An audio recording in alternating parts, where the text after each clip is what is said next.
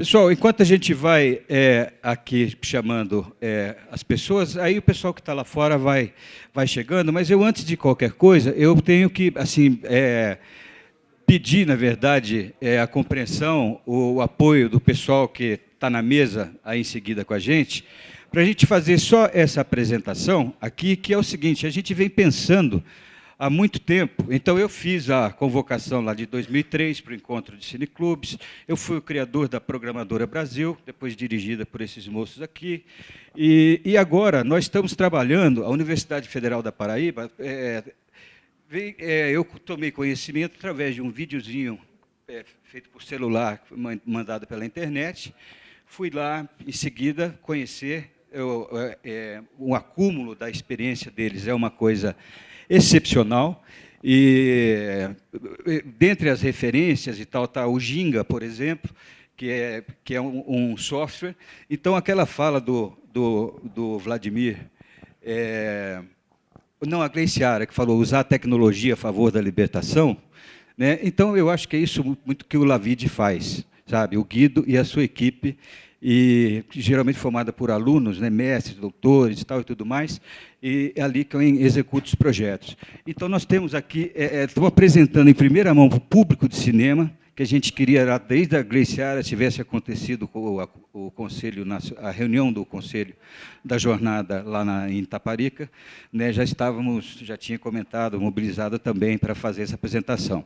Isso aqui é uma coisa ainda de laboratório, é um protótipo, né, então, por isso, as peças todas estão aqui, e o Guido vai fazer uma apresentação detalhada com a equipe dele, tá? Mas eu só quero dizer que o Ministério da Cultura, a Secretaria do Audiovisual, aqui está o senhor Luiz Guilherme Pádua, vulgarmente conhecido como Guigo, e é muito feliz assim, a secretaria, o secretário que me substituiu, e não só manteve a equipe, como convidou outras pessoas absolutamente sintonizadas com esse trabalho como Guigo, e a secretaria conveniou-se com o Lavide e está dando total prioridade a esse projeto. Então, tem o Ministério do Planejamento, Ministério das Comunicações, Ministério da Educação, e agora a Indústria e o Comércio, tá? Então, que a gente chamou para pilotar. Nós estamos criando uma rede de 5.000 salas, tá? Não comerciais, e com esse projetor aqui que o Guido e a equipe toda vai apresentar. E então essa rede toda é em forma de sistema de nuvem, né, de transmissão, para não carregar muito a coisa toda. E a aprovação e atualização da IN da Ancine, né, do não comercial, para permitir a pequena economia, né, as APLs, por exemplo. Como é que vai fazer APL se não pode comprar ingresso, se não está confrontando com o institucionalmente estabelecido? Tá, então, eu acho um projeto absolutamente cidadão, e eu tenho a honra aqui, então, de passar a palavra, convidar o professor Guido Lemos, o Valdecir, o Felipe e o Lincoln, só para mostrarem aqui. Quem? O Léo. Aí, ó. As feras, ó. Está pronto aí, Léo, para começar? Tá. Bom, eu vou fazer o seguinte. Primeiro, o Leopoldo adiantou um pouco. Quer dizer, a gente, no laboratório, tem vários anos, acho que desde 90, a gente trabalha com aplicações de vídeo digital, de áudio digital. Então, já tem uma certa experiência no desenvolvimento, né, de software para isso. Tem um marco, que é a nossa participação no Ginga, que a gente conseguiu embarcar, aí já tem mais de 20 milhões de TVs que tem esse software que foi desenvolvido no Brasil, instalados, e estamos esperando aí que o pessoal de TV, em algum momento do tempo, comece a explorar mais isso. E aí fechou o ciclo da TV, nós começamos a olhar para cinema, tá? E vimos que tem uma oportunidade interessante. Quer dizer, a gente sempre trabalha com desenvolvimento de tecnologia social, no sentido de resolver problemas de relevância que tem impacto social, sempre trabalhando com o menor custo possível, certo? Para viabilizar o uso. Então, o objetivo, o sonho, quando a gente começou a olhar para cinema, foi de tentar, primeiro, desmistificar por que esse negócio é tão caro. Na época que a gente começou, custava mais de R$1 milhão para montar uma sala 2K. Certo? A gente está vendo aqui, a gente vai ver uma projeção 4K, tá aqui. somando tudo aí, dá 40 mil, 50 mil no máximo de equipamento e o software que a gente desenvolveu. Então, assim, em 3 anos, a gente já caiu lá de 1 milhão para 40, 50 mil e, dependendo das decisões e da escala, a gente pode...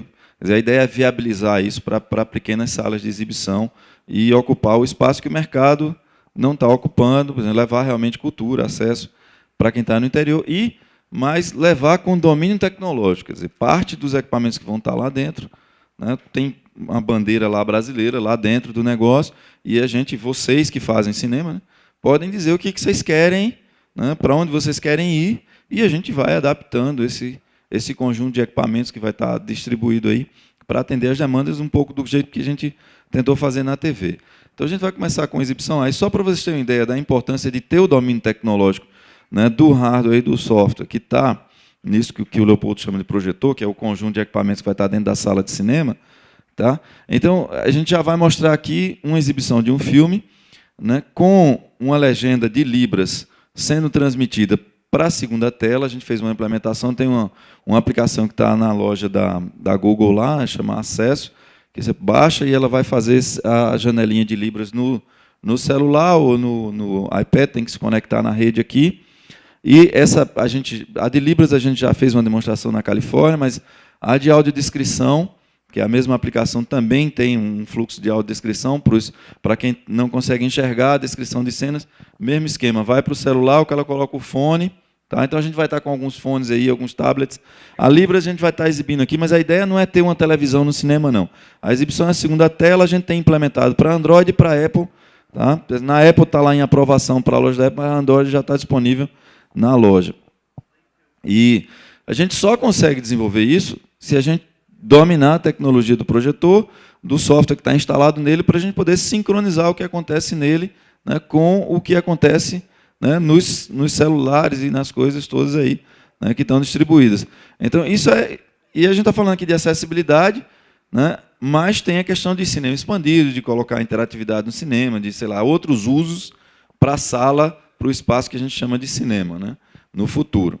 Então, a gente vai tocar, depois eu falo um pouco das coisas que nós fizemos e do que a gente já desenvolveu tecnologia e que coloca à disposição, né, de vocês aí. Então, já pode tocar aí, Léo? Certo? Vamos fazer a exibição e depois a gente continua a conversar.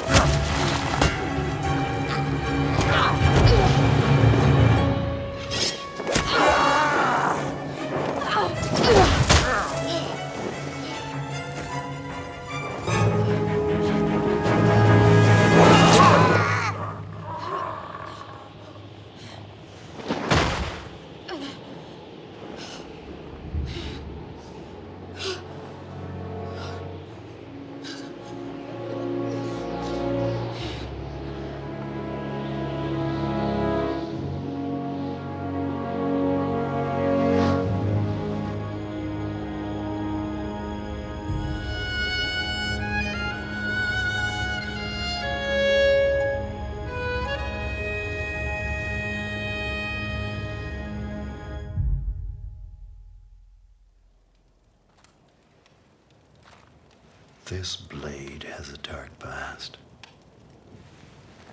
It has shed much innocent blood. You're a fool for traveling alone so completely unprepared. You're lucky your blood's still flowing. Thank you. So, what brings you to the land of the gatekeepers? I'm searching for someone. Someone very dear. A kindred spirit. A dragon.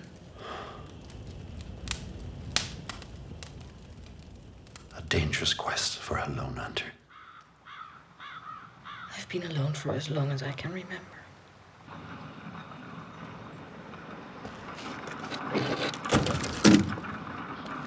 Move um pedaço. Balança a mão na frente do nariz. Sintel pega um pedaço de maçã podre solta. Mosquitos rodeiam sua cabeça. Ela pega um estranho fruto com pontas de cheira. Algo cai no telhado do outro lado do beco. Sintel sobe até o telhado. Retira um punhal da roupa. Sintel vê um bebê dragão. A asa esquerda está machucada e sangrando. Tem chifres laterais. Sangue escorre no telhado. Sintel guarda seu punhal. Olha para o dragão. Ele se afasta, com medo. Sintel estende a mão até a cara do dragão. Ele a fareja. Não está mais assustado. Sintel sorri. Em casa, Sintel com o bebê no colo. Hey, shh. We're almost done. Sintel passa um pano na ferida. Hey, sit still. Para e olha nos olhos do bebê. O dragão sorri. Sintel coloca água para o dragão beber. Arruma um cobertor no chão para ele deitar. Ajeita-o com as mãos. O dragão se deita. Good night, Scales. Sintel se deita, puxando o cobertor. Buracos no teto deixam a luz da lua entrar. Sintel deitada na cama, parcialmente descoberta. Imagem mostra a Sintel e o dragão dormindo juntos. Ela segura sua pata. Na asa aparece o ferimento cicatrizado. Algum tempo se passou. Uma ave aparece correndo. Get him, Scales! Come on, get him! Scales corre atrás da ave. Sintel atrás dele. Feirantes na rua. A ave voa e Sintel perde a vista. Derruba uma caixa de frutas. Sintel para e procura pelo dragão. Scales? De repente, a ave cai no chão à sua frente. Sintel olha para baixo e depois para cima. Vê Scales no telhado e arregala os olhos. Sintel sorri. Scales olha para cima e vê pássaros voando. Começa a persegui-los. Sintel sobe em direção ao telhado, seguindo Scales. Sob as escadas externas de um castelo em ruínas. Scales sobrevoa ao redor do castelo atrás das árvores. Sintel vai ao topo. Disposto.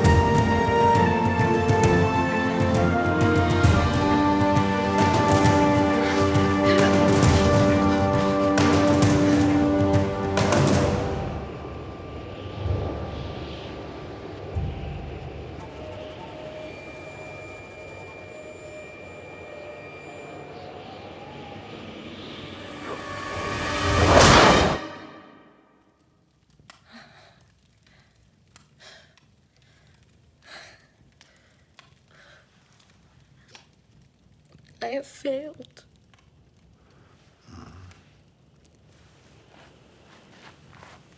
You've only failed to see. These are Dragonlands, Sintel. You are closer than you know.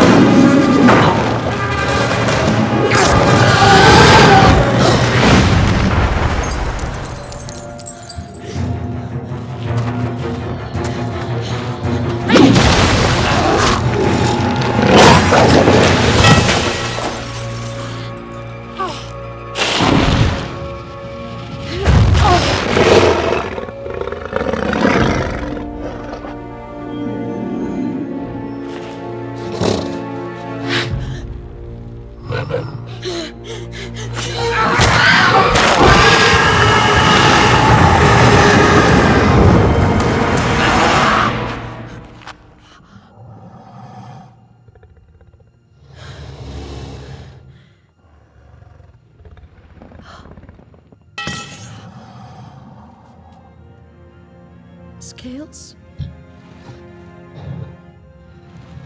Scales.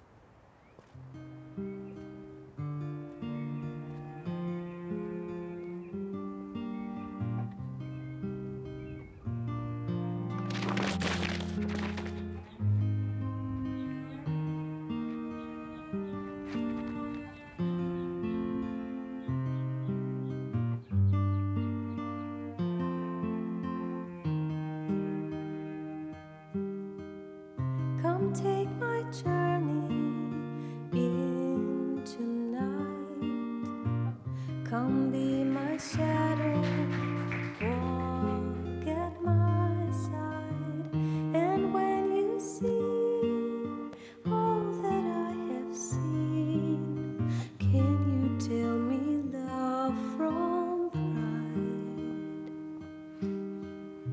I have been waiting all this time for one to wake me, one to call mine. So when you're near, all that you hold dear, do you fear what you will find? Bom, eu não sei agora qual é a dinâmica. Eu trouxe uns slidezinhos explicando o que a gente fez e o que a gente mostrou aqui. Aí faço isso agora? Ou você quer chamar a mesa? Acho melhor a gente já fazer a apresentação, sabe? Porque isso vai... Na sequência. Tá. Então, aquele PowerPoint que eu botei lá no computador. De bloco.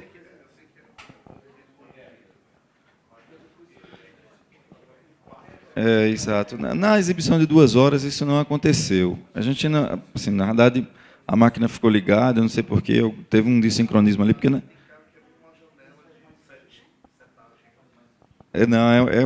Porque, na verdade, o vídeo... Vou explicar, quando eu fizer a apresentação, vou explicar como é que a gente trata o vídeo. Para conseguir manipular vídeos grandes em máquinas, né, que não são máquinas... São máquinas comuns, PCs comuns de prateleira que você compra, né, sem nenhuma especificidade. Então, a gente inicialmente trabalhava com várias máquinas, cada máquina cuidando de uma parte da imagem e faz o sincronismo. Então, na exibição de 2 horas, funcionou. Agora, não sei porquê, um quadrante atrasou, mas aí esse problema, é o ajuste fino de sincronismo, que a gente tem que descobrir onde é que a gente está errando e corrigir. Em algumas exibições, esse erro acontece. Tá? Bom, então, rapidamente, certo? Eu vou falar de coisas que a gente desenvolveu lá no laboratório que podem ser usadas nesse movimento aí de retomada dos cineclubes. Pode passar. Certo? Só já adiantei isso aqui, a gente tem uma série de projetos em TV digital, num deles a gente tem algumas das propriedades intelectuais do Ginga, que foi assim, um caso de sucesso, aí a gente realmente foi para as televisões no Brasil. Aí outros tantos projetos, e lá embaixo, assim, aproveitando a experiência desse monte de coisas, a gente começou a trabalhar em 2011 em cinema digital. Tá? Então, o desafio foi o seguinte, a gente recebeu o Cícero e a Jane lá do Mackenzie, né, passaram para a gente um filme que eles tinham filmado, um jogo Grêmio Internacional, eles filmaram em 4K 3D, né, para uma demonstração da Copa do Mundo da África do Sul.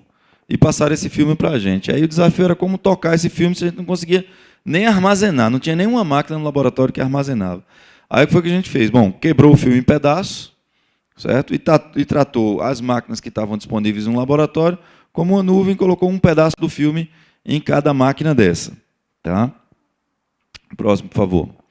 Bom, e aí, também não tinha como codificar, nem tinha rede nem máquina em 2011 para tocar esses filmes sem compressão, certo? Que dá 3.2 GB, 4 gigabits por segundo, né, de taxa nesse filme. Então a gente, né, pode falar. Aí a gente usou essas máquinas, esses pedaços do filme, nada era uma tese.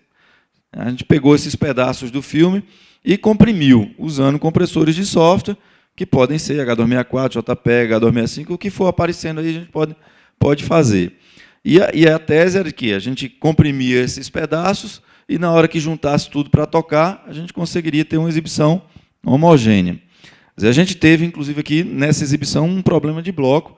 Né? Um dos quadrantes, um dos pedaços do filme, estava atrasando em determinados momentos. Mas isso é coisa de ajustar o software, melhorar, que funciona. Na exibição de 2 horas, esse problema não aconteceu. A máquina ficou ligada, não sei o que. Bom, outro problema.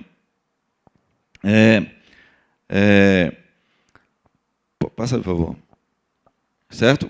A exibição disso. Na primeira exibição que nós fomos fazer, a gente tinha, assim, usamos uma sala de projeção da Petrobras, que a Petrobras financiou num projeto da UFRN, eles tinham lá 2 projetores 4K, né, e a gente conseguia fazer 4K 3D lá. Só que a gente quebrou o vídeo, né, esse vídeo que a gente tinha em vários pedaços, na primeira tentativa levamos 20 máquinas lá para o laboratório de realidade virtual da UFRN para tentar tocar, não conseguimos. Aí depois a gente comprou umas máquinas melhores e tocamos usando 4 máquinas. Tá? E aí tem esse efeito do sincronismo, que a gente, naquele momento, era bem mais acentuado, a gente foi corrigindo. Então, hoje, a versão do player está bem melhor. Aconteceu esse problema aqui, mas provavelmente resetando a máquina, inicializando as coisas aí, isso não acontece. E aí a gente consegue tocar o mesmo filme em mais de uma máquina. Então, essa estratégia de tratar o filme como um pedaço e tocar sincronizando no final, né? Essa tecnologia aqui, ela está tocando 8K, mas em dezembro a gente tocou já um filme 8K lá em San Diego. Tá? Aí a gente consegue ir aumentando. E à medida que as máquinas vão ficando potentes, você tem uma máquina só, ou você trabalha num projeto de hardware e define um hardware específico, que aí você baixa o custo e fica com uma implementação mais compacta. Próximo. Então, aqui, em 2011, a gente fez a primeira exibição usando esse sistema. Tá? Assim, 40% do filme a gente tinha esse problema de bloco, mas esse mesmo filme foi tocado, aí já foi um filme produzido pela Jane, pelo Cícero, tá? Eles fizeram um filme 4K 3D, em 40% a gente tinha esses efeitos de bloco, mas o filme foi tocado num equipamento equivalente dos japoneses que tinha que ser carregado de guindastre. Tinha que entrar com um MOOC no cinema para botar o filme, botar o equipamento dos caras para tocar. A gente chegou lá com computadores de prateleiras, que a gente compra aí na Santa Efigênia, não sei o quê, e tocou. Ainda com problemas, mas foi assim, super elogiado o trabalho, não sei o quê. No outro ano, pode passar. Aí a gente fez uma exibição na Semana da ABC, mas aí 2K, porque no projetor a gente não conseguiu tocar 4K lá, porque não tinha interface. Próximo.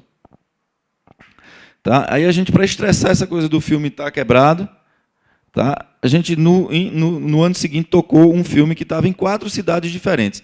Um pedaço em cada cidade. Vou passar. Aí a gente tocou esse filme vindo de 4 cidades diferentes, e aí sem problema de bloco. E a gente ajustou a máquina lá e funcionou direitinho, bonitinho. Foi um sucesso essa exibição. Próximo. Aí tocamos esse filme com a Libras. Também em 2012 a gente já estava com isso funcionando. Agora, a audiodescrição, a primeira exibição que a gente, fora do laboratório, foi hoje. Então, isso aqui também tem que deixar claro que é uma coisa de laboratório, de desenvolvimento. Não é um produto ainda. Para produto, você tem que fazer uma engenharia de produto. Depois eu explico o que está acontecendo aí. Próximo. Então, a gente desenvolveu essa coisa de segunda tela para usar para Libras, para audiodescrição, mas isso também pode ser explorado no conceito de cinema expandido. Você pode ter interatividade, você pode fazer coisas jogando aí com a plateia, né, pegando feedback da plateia. Próximo. Aí depois começamos a fazer exibição ao vivo, transmissão ao vivo. A primeira foi em Natal. Isso aqui é a sala lá do laboratório de realidade virtual. A gente transmitiu uma cirurgia cardíaca ao vivo. Próximo. Né, e aí pegando direto da câmera, certo? E transmitindo sem compressão nesse momento. Próximo. Para vocês terem uma ideia da imagem, está aqui, certo? Isso aqui é a veia do coração, a mamária, que tem milímetros. É uma veia de alguns milímetros, e ela fica, parece um pedação de carne na imagem. Próximo. E a gente começou a trabalhar com essa coisa de cirurgias. Ano passado, transmitimos 4 cirurgias simultaneamente, de Natal, Vitória, São Paulo e Porto Alegre, para San Diego, na Califórnia. Tá? Aí estavam as 4 cirurgias estavam acontecendo simultaneamente. Uma era odontológica, na Faculdade de Odontologia da USP. Aí uma era uma reconstrução de uretra, que era essa aqui do canto inferior esquerdo, em Porto Alegre. Aí uma de fígado e uma de baço. Próximo. Agora, só chamando a atenção, para a gente ter uma ideia da escala.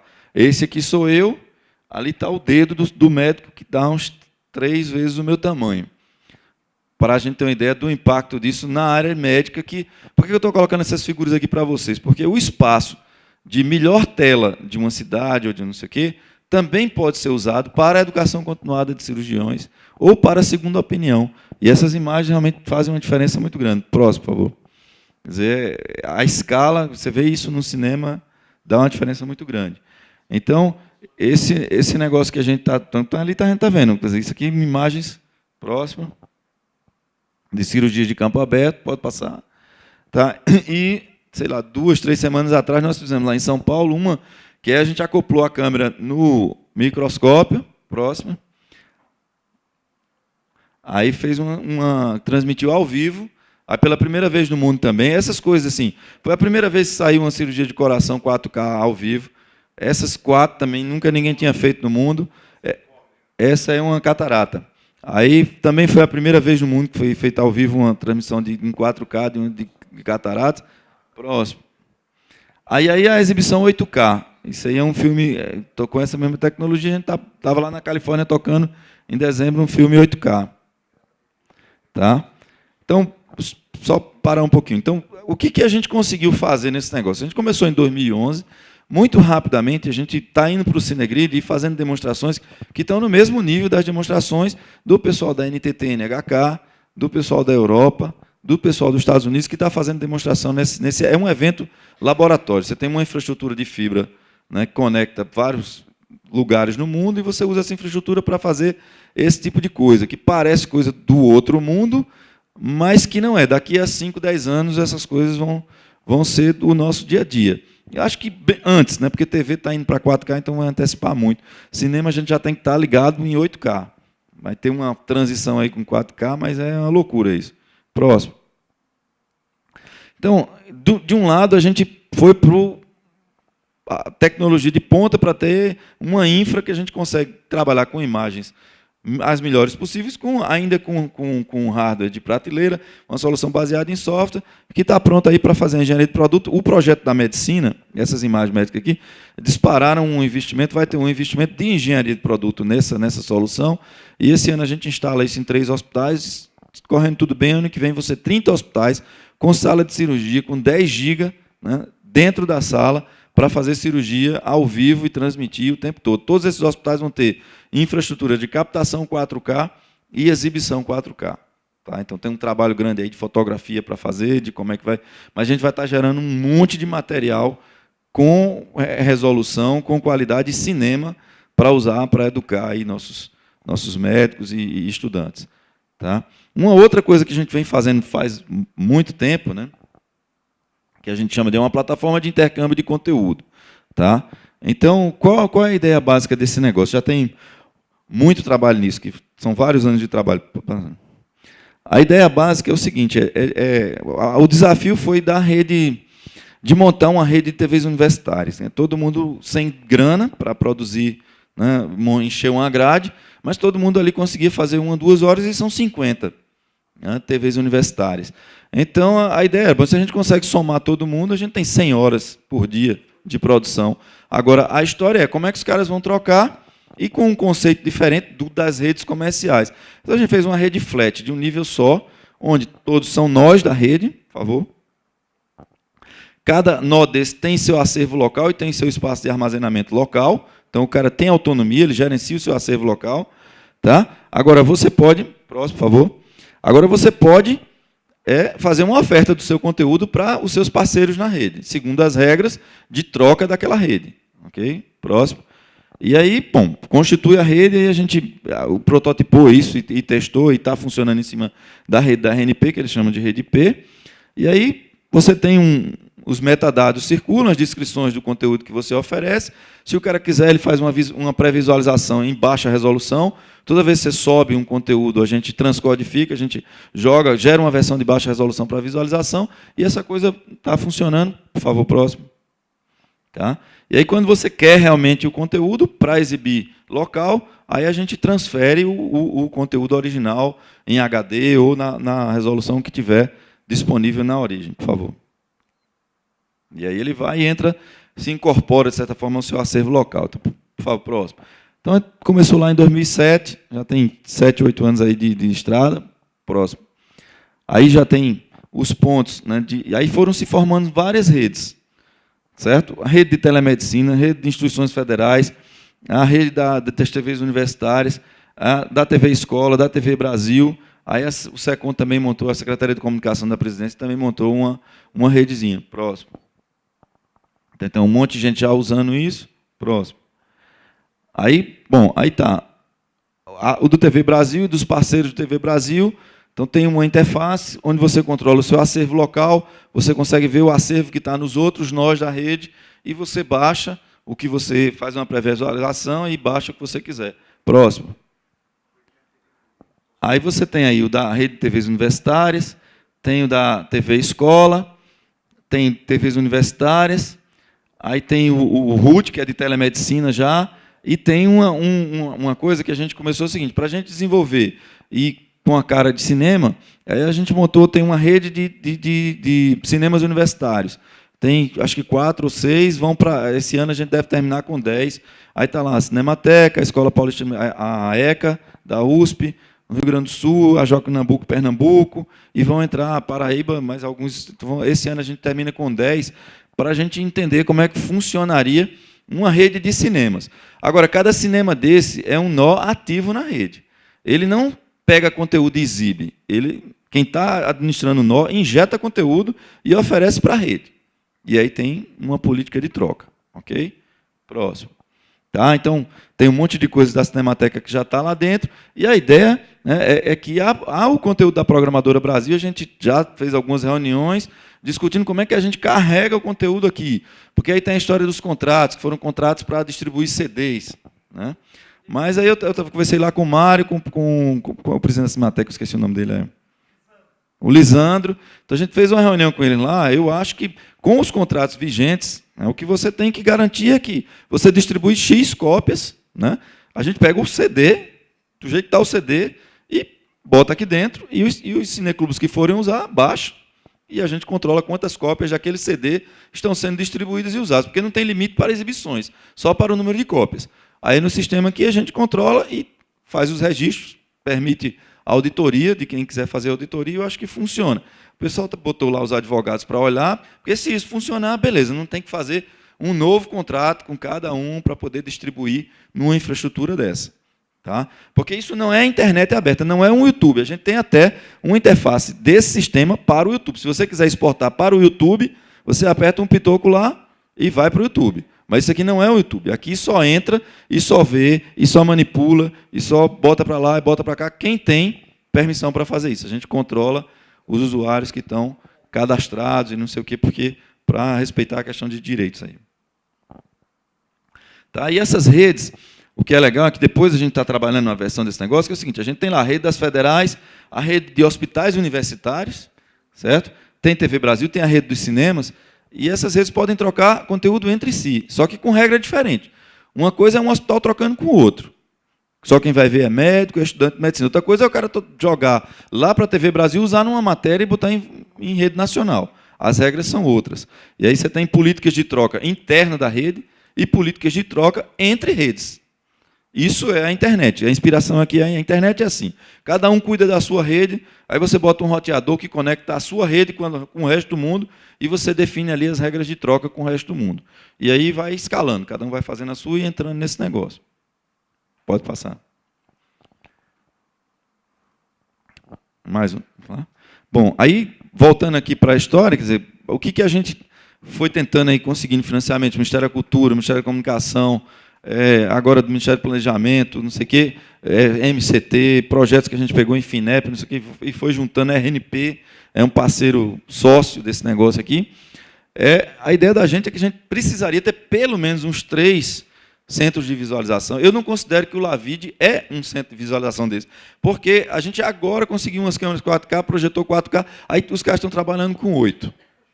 Certo? Então, a gente tem que ter alguns lugares no Brasil na crista da onda mesmo. Se a NHK está trabalhando com 8K, o cara do laboratório da NTT tem câmera, a gente tem que ter também. Pelo menos 2 ou 3 lugares no Brasil. A gente tem que ter, né, dentro do esforço de P&D, a gente tem que ter laboratórios no mesmo nível. Porque senão a gente fica sempre correndo atrás do prejuízo. Né? Próximo, por favor. Certo? A fase 2 seria esses cinemas que a gente já vai com 10 dentro das universidades, para os fotógrafos, para o pessoal ir lá, criticar e ver, está errado, está ruim, está bom, tem que melhorar a imagem. Quer dizer, do ponto de vista de imagem, com esse projetor, né, que a gente, ele hoje está na faixa de... Quanto está esse projetor, Valdeci? $25 mil, certo? E tem uma versão dele com menos luminância que está já a $10 mil, ok? A gente tem uma imagem para uma sala desse tamanho, que o pessoal de fotografia aí pode dar um testemunho, mas, para mim, como um usuário de cinema, não sou especialista nisso, está muito boa. Tá? É melhor do que o que eu tenho no cinema de shopping center em João Pessoa, muito melhor. Tá? Próximo.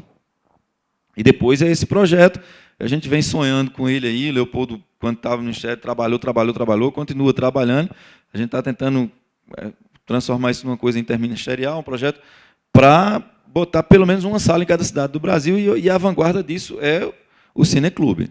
Certo? Eu acho que tem que... A primeira fase... Assim, a gente tem essa coisa das universidades, de entrar ali para o pessoal ficar criticando e ajustando, e depois entrar nos cineclubes para vocês que estão lá na ponta, dar o feedback e se beneficiar desse esforço de desenvolvimento de tecnologia no país. Bom, isso, a ideia é ir para onde o circuito comercial não está indo. Então, que é uma coisa que o Cineclube faz muito bem. Tá? Mas aí, a outra fase tem milhares de municípios, 5.162, que não tem nenhuma sala. Então, a gente não pode deixar isso acontecer no Brasil. Então, a ideia é tentar ocupar esse espaço, né? E comunidades rurais, tem muito espaço no Brasil para a gente ocupar, levando cultura para o pessoal que não tem. A opção que o cara tem numa cidade do interior da Paraíba é, no fim de semana, a opção do lazer é ir para a missa. Vai para a missa, depois fica na praça, os meninos rodando no sentido horário, as meninas no sentido anti-horário, para rolar ali uma paquera. Então, mas isso é a realidade hoje em dia, entendeu? É isso. Em 5.000 municípios do Brasil. Tá? Então, aí a ideia é depois a gente levar para lá, e aí, repare, sempre um esforço não comercial de acesso, e desenvolver tecnologia de baixo custo para viabilizar o acesso. Bom, depois, isso com certeza vai virar negócio. Aí é uma outra fase, se a gente vai ser compatível com o DCI, se não vai, se vai fazer isso, vai tocar blockbuster, se não vai. É outra discussão. Eu não estou preocupado com isso nesse momento. Quer dizer, o trabalho da gente, o foco é acesso. Desenvolver tecnologia de baixo custo que dê acesso à população que não tem acesso ao conteúdo de cinema. Então, e aí vocês do Cineclube aí têm que ser a ponta de lança desse negócio. Vocês têm que puxar. As TVs comunitárias, assim, o ideal é tentar entrar no ICD via TV Brasil, porque a TV Brasil, de certa forma, dá um apoio e tem uma certa troca. Então, o ideal é tentar procurar para a gente ver como viabiliza por aí. Porque todo mundo que está rodando TV pública, cara, quando vê assim, já tem uns 20, 30 mil coisas lá. Tudo produzido por TV pública, porque também é o mesmo foco. Não tem a história do business, não sei o que, não. Assim, o negócio é tentar criar um modelo sustentável que a gente fique dando suporte e essa coisa funcionando. Mas, para quem tem TV pública, a gente sabe quanto custa para produzir. Aí, se você tem centenas de parceiros, né, que fazem a mesma coisa que você, e você pode trocar com eles, entendeu? Aí, o custo de pegar meia hora de um programa que cabe na sua grade é procurar lá, pegou e tocou. Então, EBCs, universitárias, porque tem um financiamento da RNP, né, de desenvolvimento, não sei o quê. Então, quem é universitário, quem enquadra como usuário da RNP, já é mais fácil de entrar, é basicamente pedir. Agora, quem não é, a gente vai ter que trabalhar num modelo para fazer isso. Aí tem interesse aqui do pessoal da África, quer dizer, tanto no projeto do cinema, como esse projeto de troca para a televisão, tem interesse do pessoal da África, da América Latina. Isso é uma coisa muito fácil do Ministério das Relações Exteriores negociar. Porque, inclusive, todo esse esforço de telesaúde aí, de produzir essas coisas no hospital, a UNASUS usa o ICD, entendeu? Então, está tudo acoplado. O cara produz um negócio lá para educação, numa determinada doença, e quem você está no seu canal, na sua TV pública, ou você vai fazer alguma coisa para cinema, você pode pegar aquele conteúdo ali. Então, transmissão. Aí você tem, a gente está, assim, a ponta de lança, que aí é a parte P e D, que é onde eu estou atuando nesse momento, é ali a RNP. E a RNP está indo onde tem Cefet, ou IFET agora.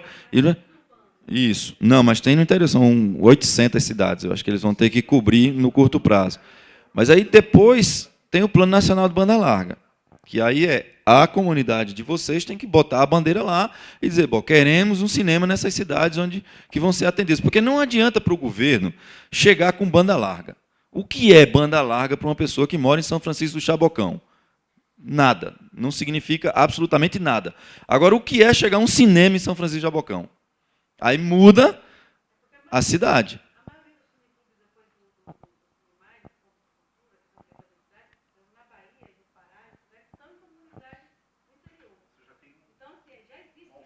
Vocês já estão interessados, então. Então, não, eu acho que tem que começar. Na minha cabeça, o próximo passo são vocês.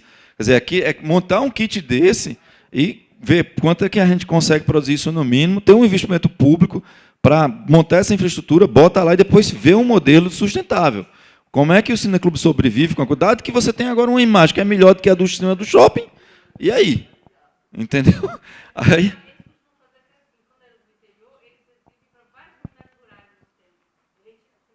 Também pode ser. Tem N modelos para a gente fazer aqui. Aí a questão é, se nós dominamos a tecnologia, você vai dizer, bicho, eu quero uma coisa meio circo. Tudo bem, então vamos pensar como é o som, como é que é a projeção, como é que é não sei o quê, para um modelo que é circo. Eu vou montar num canto, desmontar no outro, vou para lá, vou para cá. E outra coisa é uma coisa fixa na cidade. E outro problema mais sério do que esse kit de equipamentos e não sei o quê, é o conteúdo para rodar esse negócio. Um conteúdo interessante, que se a gente vai projetar no 4K, então tem que ter coisa bem feita, tem que ter um outro esforço enorme de produção de conteúdo. E que eu acho que essas redes de troca, elas ajudam muito, entendeu?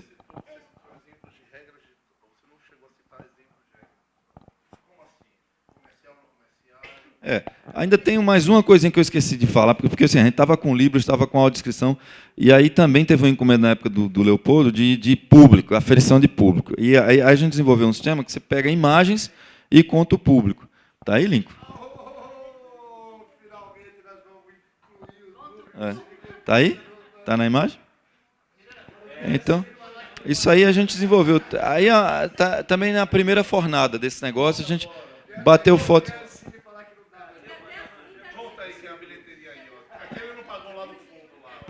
Então, deixa eu só explicar rapidamente aí qual é o princípio. A gente bate várias fotos, né, porque aí é um sistema de reconhecimento de face, ele procura faces. A gente bate fotos e faz uma estimativa, né, com base em 5, 6 fotos. Aí precisa, né, de fazer mais testes para a gente ir arrumando isso aí, arredondando. Mas ele já tem umas estimativas bem razoáveis da quantidade de pessoas que está assistindo. Tá? Então, no kit aí, né, iria a parte de projeção, né, também aí já tem pronto a acessibilidade, está pronto para a gente fazer experiência de cinema expandido, e vai esse negócio de aferição para a gente ter contagem de público, para saber quem está assistindo, né, porque tem os prêmios de público.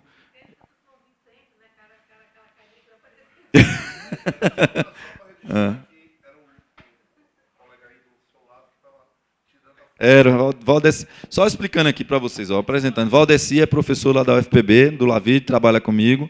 Lincoln também é professor, o mais novo professor lá do Centro de Informática.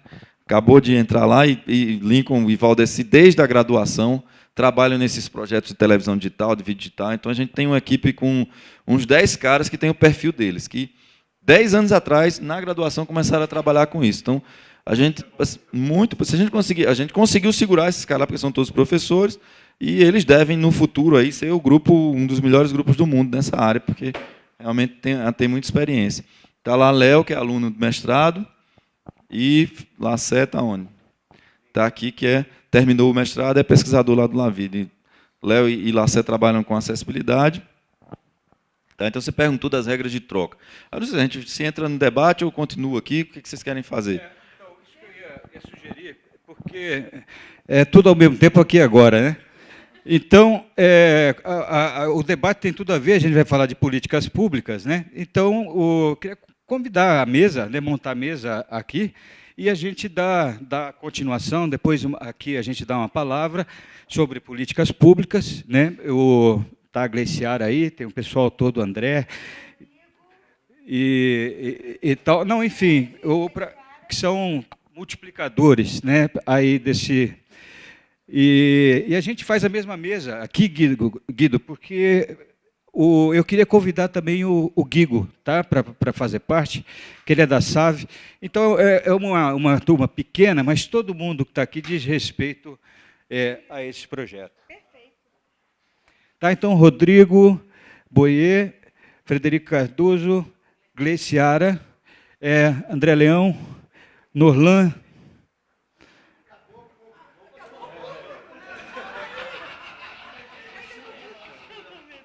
Não. Aí...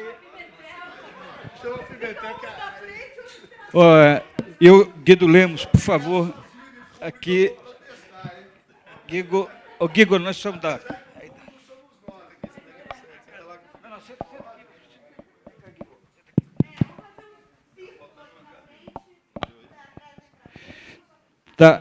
Só combinando, então, que como o nosso teto é 19 horas, eu queria saber assim, o que vocês acham aí a melhor dinâmica. Aí posso passar para o André, Gleiciara.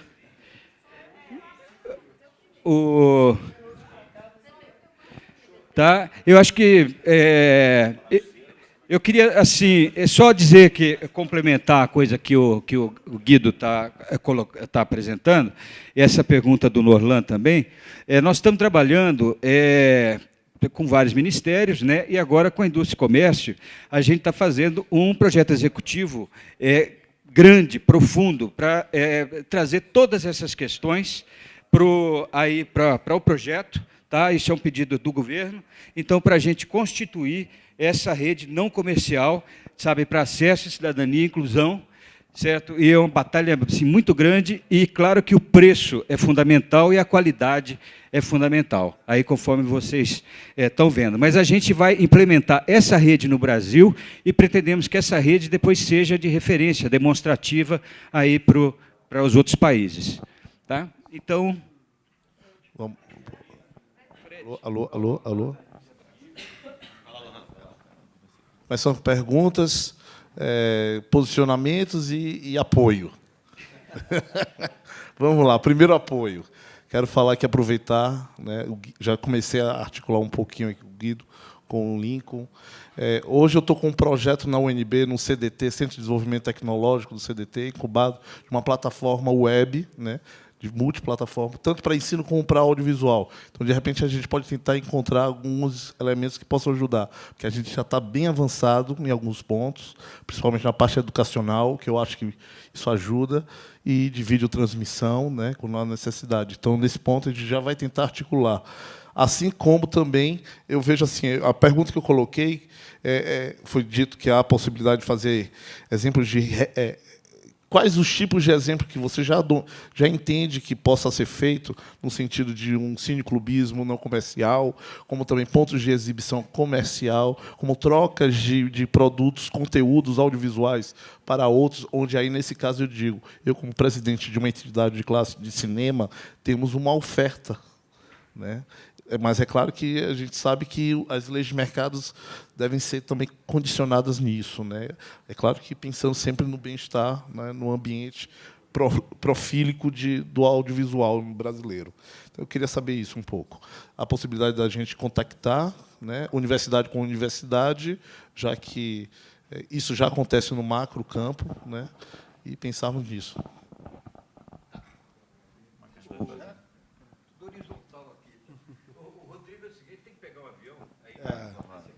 O meu é 7 horas mesmo. Articulou toda essa rede aí da programadora e tal, do cineclubismo, e é fundamental, eu acho que o conhecimento dele, know-how de políticas públicas, e então eu queria ouvi-lo. Vamos lá, vamos espremer isso tudo que o Leopoldo disse que eu minimamente sei em 3 minutos. Né? Não, assim, se a gente fala em política pública, obviamente, muita coisa do que eu posso falar aqui já está problematizado, quem sabe até arcaico, perto de uma exibição dessa ou da distribuição desse equipamento por aí. Mas, enfim, de um modo ou de outro, acho que a gente... qual a escala dessa política pública? Né? Recentemente, eu vi uma matéria, que já é até antiga, que fala que a França tem uma sala de cinema, eu entendi que sala de cinema comercial, para cada 11 mil habitantes. Se você dividir 200 milhões por 11 mil, você precisa de 18.100 e tantas salas no Brasil. A gente, pelo Cine Mais Cultura, foi possível fazer 1.000 e tanto. O projeto aqui pode atingir uma escala de 4, 5 mil, o que seria de 1/3 a 1/4 desse montante de 18 mil. Obviamente, tem município brasileiro que mal tem 1.000 habitantes registrados. Também isso. E, como política pública, a manutenção dessas salas. Né? Como é que você pode pensar nisso? Que, se há um momento de transferência de verba, tal qual o ponto de cultura, porque, em alguns locais, passar o chapéu, ou pensar que gira uma microeconomia, de repente, não seria possível, de tão interiorizado, tão pequeno que fosse. Ou, em outras salas, você precisa de linhas de crédito, a questão da PL, que foi comentado, porque as cifras que se praticam em linhas de crédito de cinema no Brasil giram no mínimo em 7 dígitos, que é R$ 1 milhão. Então, você está falando de outro tipo de economia. Um país que foi capaz de fazer o simples e entender o MEI, então, como é que a gente não entende isso para o audiovisual? Talvez estejamos acostumados demais à tecnologia pesada. Você falou em 1 milhão, não sei quantos mil reais. 3 anos atrás, a gente já reduz para 40 mil. Então, essas cifras também têm que descer muito para poder gerar uma economia em torno do audiovisual. E a questão da aferição de público, muito importante, gera credibilidade e tal. E de que forma a gente não pode reproduzir uma ideia de prêmio adicional de renda, não haveria renda, uma vez que é cineclube, mas um prêmio adicional de público, mas também o fato de um cineclube agregar constantemente 30 pessoas não é demérito frente àquele que agrega 300, uma vez que promove esse debate. Então, como você não tem que pensar em não só quantificar, mas você tem indicadores diferentes para a atuação do cineclube. Então, leva 30, mas sempre tem debate. O cara consegue levar um debatedor externo, aquela que consegue levar um professor universitário, digamos. O cara está no interior do estado, tem a universidade do interior, que tem um curso tal, tem um IFE perto, mas o cara consegue pegar e botar aquela pessoa para, enfim, guiar aquela sessão, passar o conhecimento ou dinamizar o debate. Então, assim, a gente precisa também pensar em outros indicadores para esse circuito. Eu acho que, basicamente, são, dentre tantas questões que a gente pode pensar, são essas 3 que sempre rodeiam a minha cabeça. Eu vou passar, depois a gente...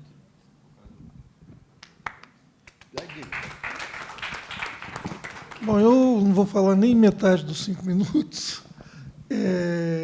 Não, primeira vez que eu ouvi falar desse projeto foi em Belo Horizonte, você, ainda secretário, esteve lá, tocou no assunto rapidamente. Eu cheguei em fevereiro agora na SAVE e o assunto estava fervendo, né, com idas e vindas e tal, mas é um assunto muito caro para a Secretaria do Audiovisual. Então, é um projeto que a gente ainda pretende... Oi? É barato. O projeto é barato. Ele é... A SAVE fez o primeiro convênio. E é uma coisa que a gente vai estar olhando sempre com muito cuidado, né, com muito carinho, para que aconteça e para que... Maravilha. Bom...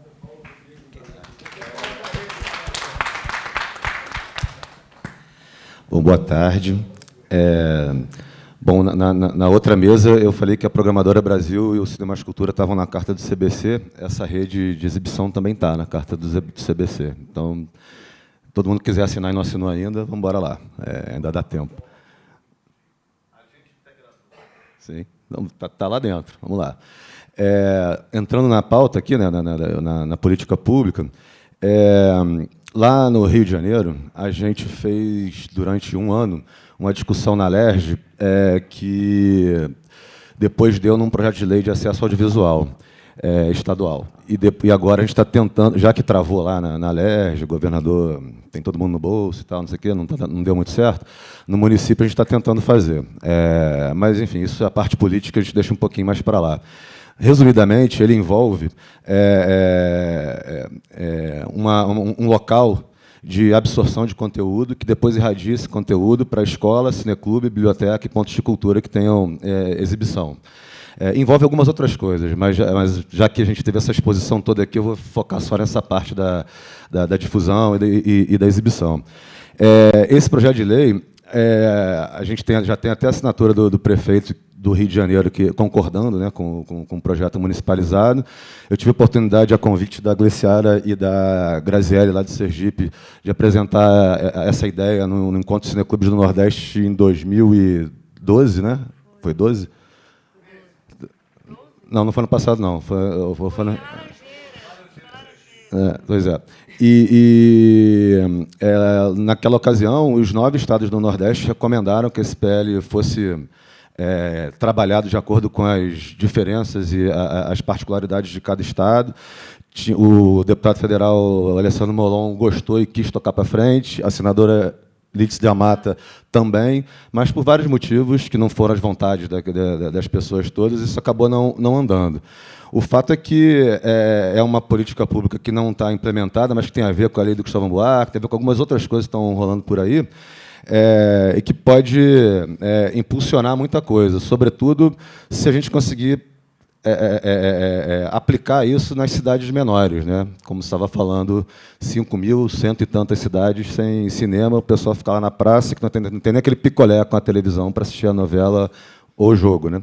Então, assim, acho que a ideia é que... Não é nem uma pergunta. Estou com a ideia de te convidar para lá no Rio de Janeiro para mostrar para o pessoal lá essa tecnologia, esse desenvolvimento todo e tal, e ver se, visualizando essa revolução que a gente viu aqui, que já foi feita e a que ainda vai ser feita, a gente consegue dar um gás nesse PL, seja no município do Rio, no estado do Rio, em qualquer outro lugar, que eu acho que o negócio pode andar bastante, principalmente como as coisas se casam e a gente nunca tinha se conhecido, nunca tinha se visto, mas as ideias eu acho que são as mesmas.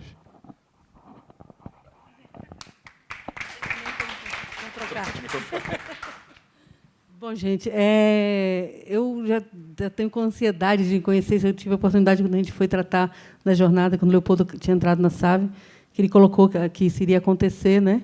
E a gente estava com... Posso falar? Claro. Acho que eu não usei 5 minutos, só uma coisinha. Não, porque um monte de gente aqui falou de onde veio e tal, não sei o quê. Eu entrei logo no assunto. Quero dizer que esse cara aqui é meu padrinho, né? Não vou dizer pai, porque senão vai ser foda para ele. Mas porque eu estava no Festival de Cinema Festival Brasileiro de Cinema Universitário, em 98, apresentando o meu primeiro curta, quando o Chiquinho me convidou para apresentar o filme para lá, que não foi selecionado, e o Leopoldo me convidou para participar da BD do Rio, mesmo ele sendo da BD de São Paulo e nacional. Eu fui... E aqui estou, nesta pancadaria política até hoje. Da mesma forma, como quando estava sendo inventada a Programadora Brasil, gestada e tal, o Leopoldo também me chamou, mas antes disso, em 2003, ele disse para mim que eu era cineclubista, né? Porque ele me trouxe para cá, para Brasília, em 2003, eu não sabia que eu era cineclubista, então ele é que batizou nessa parada aí também, só para ficar registrado. Então, até colocando um pouco também disso, foi lá em Laranjeiras, se eu não me engano, que a gente cogitou a possibilidade de que seria o Leopoldo o novo secretário da SAVE, o que foi uma comemoração lá. Foi assim, o cineclubismo vai ser, de alguma maneira, contemplado. A gente já estava no empenho, né, de tentar conseguir a questão da jornada. O Cine Mais Cultura já estava ficando um pouco paralisado. Um pouco não, bastante paralisado. Não, em 2012 já estava bastante paralisado. Já estava bastante paralisado. A jornada teria que ter acontecido em 2012, né, porque ela é bienal, ainda não tinha acontecido. Então, foi um momento importante assim, da gente estar pensando em políticas públicas. Porque é bom fazer um registro sobre isso, né? Com o Cine Mais Cultura, criado o Cine Mais Cultura, e vários cines terem saído, e com as conferências estaduais de cultura também, e trabalhando-se mais a noção do direito do público, a noção do acesso, tentando entrar nos colegiados de audiovisual e pacificar isso entre todos os realizadores e todo o público, todo o setor do audiovisual, e construindo planos estaduais de cultura, como foi na Bahia, como tem vários lugares em que seja contemplado isso, editais saindo, contemplando cineclubes. Por outro lado, nós temos uma demanda de desarticulação muito grande, financeira também. Quer dizer, evoluiu-se muito, às vezes, em conceitos, mas ainda não foi consolidado uma política pública no Brasil, né? E aqui no DF a gente tem esse passo importante na área da educação, mas a gente ainda está muito fragilizado, assim, sabe, em termos de poder realmente ter certeza de um futuro porque não é só, quer dizer, a tecnologia é importante, mas assim todo o mercado que vai vir em torno disso, toda a discussão que vem em torno disso, como a gente vai conseguir, né, garantir que exista alguma coisa realmente para o acesso, de fato, mais abrangente, não comercial, mas com conteúdo melhor, com discussão, quer dizer, com formatação cineclubista. Então, eu acho que a gente tem que avançar nessa questão da legislação mesmo, da política pública. Tem que avançar muito, muito fortemente. A gente conseguiu, nas Conferências Estaduais de Cultura, que eu acho que é o norte, inclusive, desse projeto, colocar como a principal questão a existência e o fortalecimento de um circuito de exibição não comercial, que ele exiba regularmente, continuadamente, e que ele aconteça, que o Estado e a sociedade civil consigam fazer uma parceria sólida para que isso aconteça. Né? Então, o primeiro ponto disso aí é a sustentabilidade, em que existem ações que a própria sociedade civil pode tomar, independente do Estado, mas que existe uma contrapartida do Estado também que pode ser tomada para garantir isso, uma mínima sustentabilidade. Né? Tem que ser tratado disso. Eu acho que isso aí, lá na Bahia, a gente tirou que deveria ser uma meta da Secretaria Estadual de Cultura, não só através de editais, mas ter um programa, uma ação da Secretaria de Cultura que fosse para essa linha, que fosse para fortalecer esse setor. Criar novos cineclubes, aí podem ser chamadas públicas, editais, mas a manutenção do circuito, né, seria uma ação que não seria de editais, seria uma ação de um programa continuado. Né? E eu acho que a gente pode trabalhar com isso, de uma maneira assim mais... tem que trabalhar disso de uma maneira mais negocial, Estado por Estado e tudo, mas eu acho que trabalhar também no Congresso Nacional, via...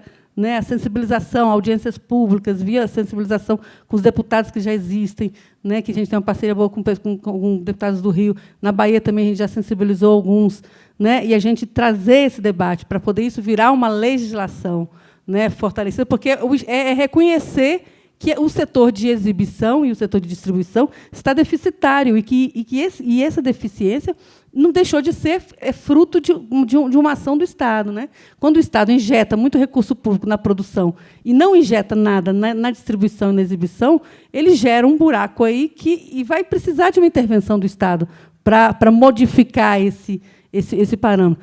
Essas intervenções podem ser de vários tamanhos, pode ser na área comercial, na distribuição de filme de maneira comercial, que eu também acredito nisso, temos até proposta de discussão bacana nisso, que era um seminário de distribuição que a gente queria fazer para poder avançar nisso. Mas a exibição não comercial, você garante uma formação de público, você garante, necessariamente, até na área comercial, futuros consumidores do cinema. Você precisa de ter esse público formado, formação de público. Você tem que fazer isso no Brasil de forma mais urgente. E aí eu acho que fundamenta isso, é suficiente para, numa audiência pública, para, sabe, articular o Congresso Nacional para essa linha. Temos sensibilizados. Então, acho que a gente tem que trabalhar nessas duas linhas, a construção de uma política pública que realmente coloca como legislação obrigatória e ações de governo, né, de parceiros, de articulações, né, que a gente construa. Juntamente com isso, eu e o Rodrigo vamos discutindo, né, já vemos discutindo até aqui mesmo, né, algumas coisas, até durante a jornada agora, a gente tentar trazer esse tipo de discussão. Né, primeiro, que é um desafio para nós ter uma sustentabilidade dos cineclubes do Brasil inteiro, independente mesmo do Estado, mas da gente continuar funcionando, nos articulando e nos reunindo, caso o Estado não venha colaborar, a gente tem que ter essa autonomia maior, que é a compreensão de um conselho como conselho, de fato, né? Que eu acho que é o grande passo que a gente possa ter, é fazer que esse conselho seja, de fato, um conselho que tenha gente de todo o país. Que aí o Rodrigo tem evoluído um pouco nessa discussão, tem propostas para isso. Mas uma outra questão também que a gente vem colocando, que eu acho que o Cine Mais Cultura chegou eu não sabia disso, eu sabia que o Cine Mais Cultura ia criar um site, né, para os cinemais poderem se localizar. E a nossa ideia era de uma rede social, que na jornada, até o fim da jornada, a gente consiga ter uma rede social que tenha semelhanças com o Orkut, né, como foi sugestão, até ideia, já tinha ouvido isso por Daniela Santana, que é uma parceira nossa muito forte na Bahia, que trabalha na UFR, que é estudante da UFRB e tem articulações fortes com a UFBA também, agora com a economia criativa, ela está bem dentro, que é a construção de um espaço que seja de comunidade, ou seja, em que você consiga ter setores do Brasil, que a diversidade brasileira é muito grande.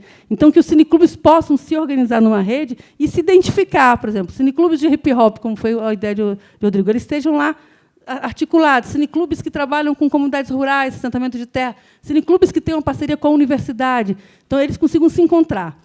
E, ao mesmo tempo, ter para que isso? Porque até para discutir essas regras, quais são as regras de troca, até para discutir todas as possibilidades, é necessário você estar com um debate permanente dos cineclubes.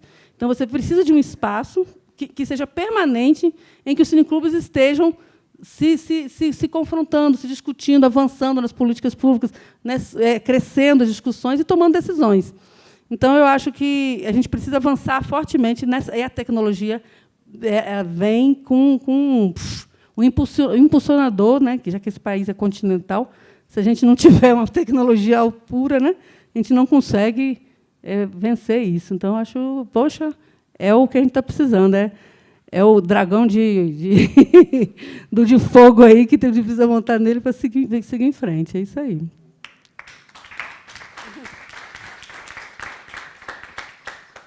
Bom, boa tarde, já quase boa noite. Me chamo André Leão, estou presidente da BD Nacional, e o Rodrigo me incitou a tocar numa mesma tecla que eu toquei em um seminário aqui há 2 dias atrás, no qual o Leopoldo também estava presente, que foi um pequeno cálculo que eu fiz um dia desses, quando o Manuel Rangel veio a Brasília, o presidente da Ancine, e disse que, em 10 anos, a Ancine tinha promovido a construção de mais de 700 salas no país. E aí eu comecei a fazer as contas ali mesmo, naquele seminário, e percebi que, se continuássemos nesse ritmo, o Brasil demoraria 40 anos para chegarmos na mesma proporção de sala por habitante que a Argentina e o México, que tem apenas o dobro, né, da proporção de sala por habitantes do Brasil. Demoraríamos 40 anos para chegarmos a essa mesma proporção. Há países que têm uma cinematografia muito similar à nossa em relação à quantidade de filmes produzidos por ano. E aí eu parei para pensar, bom, e a França, que tem 20 vezes mais a proporção de habitantes por sala do que o Brasil? E os Estados Unidos, que também é similar 20 vezes mais, cerca de 22 vezes mais a relação de habitantes por sala. Eu não consegui fazer o cálculo, porque matemática não era das minhas matérias prediletas na escola. Se alguém conseguir fazer o cálculo, que faça. Quantas décadas demoraríamos para chegar nessa proporção? Então, o que acabo de ver aqui me arrupiou os pelos de verdade, com toda sinceridade, porque eu vejo aí uma grande possibilidade para aqueles médios e pequenos exibidores que hoje estão numa berlinda, né, pelas políticas públicas que a Ancine vem tocando, é uma possibilidade revolucionária de verdade.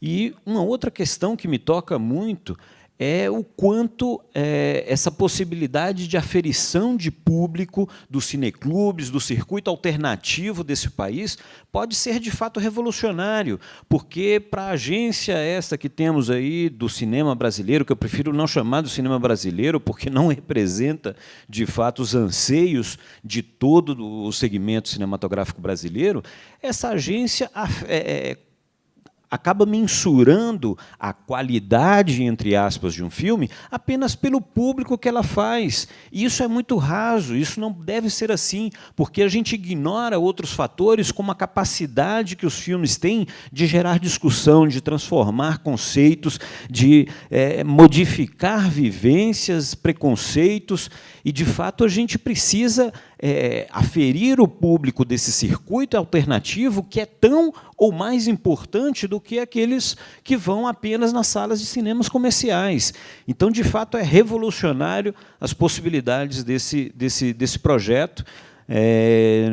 E, por fim, parabenizo ao Leopoldo, que, pelo que tenho entendido, havia recebido essa missão da ministra Marta de cuidar disso, que era algo que escutamos que a Ancine não queria fazer, a aferição de público do circuito alternativo, e essa foi uma missão tocada por ti, mesmo quando não mais, né, subalterno à ministra, mesmo tendo saído do ministério, continuou com essa missão, que é uma missão importantíssima para o setor audiovisual brasileiro. É, de fato, revolucionário o que a gente acaba de ver aqui. Boa sorte, bom trabalho, e vamos ver de que maneira o setor consegue ajudar também a vocês.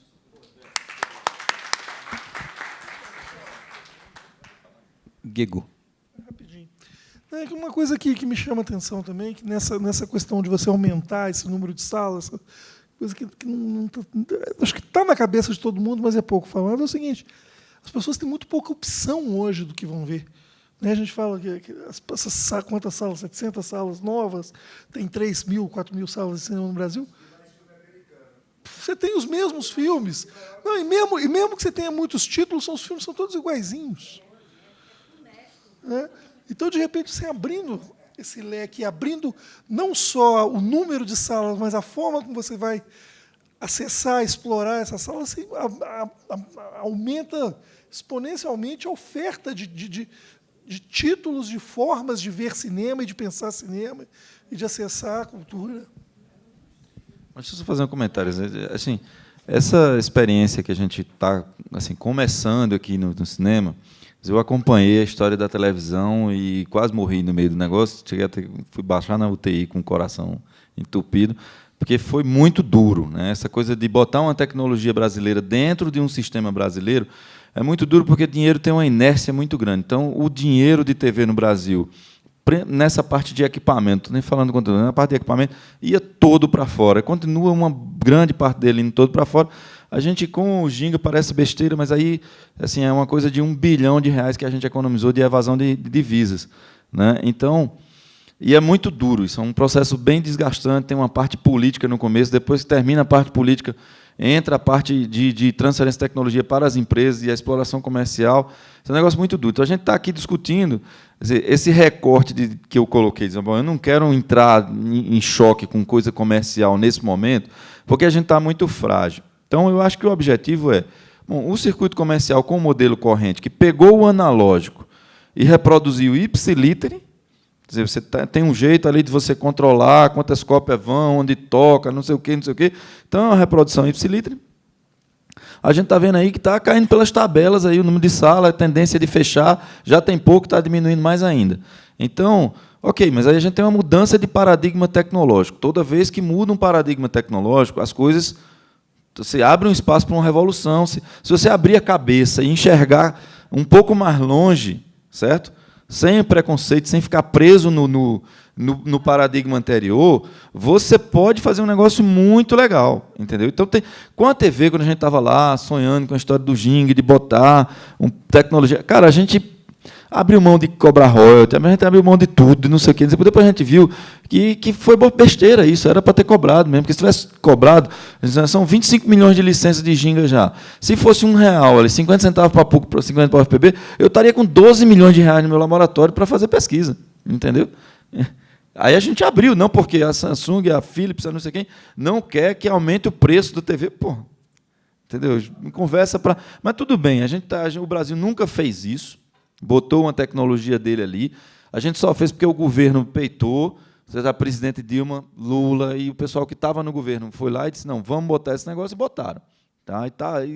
E as multinacionais guerreando contra isso. Então, a gente, ok, tem um sonho aqui, certo? Que a gente sabe que vai ter pedrada aqui em cima, o pessoal vai bater forte. Aí, o importante para vocês, que estão pensando em política pública, então vão articular, que a gente foi para o Congresso, teve audiência pública no Congresso, passei por todo esse processo aí na TV, foi duro. Então, o que eu coloco é o seguinte, tem uma mudança de paradigma tecnológico, certo? Então, se o Brasil acertar, certo? E aí a gente... Por isso que eu estou falando esse recorte. Esquece o comercial, deixa os caras no modelo deles e deixa eles lá. Se eles acertarem, parabéns. Se não acertarem, problema deles. Agora, vamos descolar, olhar para o futuro e ver o espaço que hoje, né, ocupado por cinema antes para exibir um filme. Mas o que eu acho importante para mim, que eu entendi até agora a história, a gente tem que pensar assim, temos a melhor tela da cidade, certo? Ou de um bairro, ou de um lugar ali. O que vamos fazer nesse espaço? Tá? Eu coloquei aqui telemedicina, mas a gente tem um outro projeto que a gente tentou botar fibra na Funarte.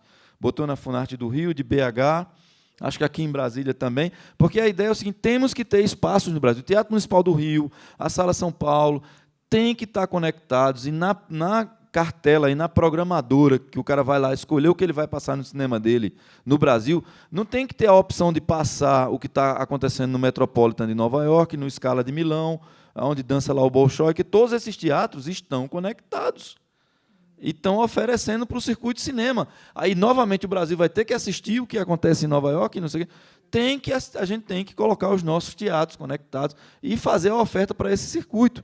Quer dizer, então, esse tipo de coisa que a gente tem que abrir. E tem a questão de interatividade dentro do cinema também, porque a geração que vem aí é uma geração interativa. A gente tem que botar os meninos pulando dentro do cinema, jogando game mesmo dentro do cinema, porque é uma experiência diferente. Tem uma tela 4K, tem um coletivo ali gritando, fazendo zoada, pulando, alguma coisa. Tem que abrir a cabeça e pensar. Aí o estratégico é, ok, então um conjunto de equipamentos aí, a gente não tem que inventar tudo do zero. Com a TV a gente aprendeu isso. Pega o que tiver bem feito, onde tiver bem feito.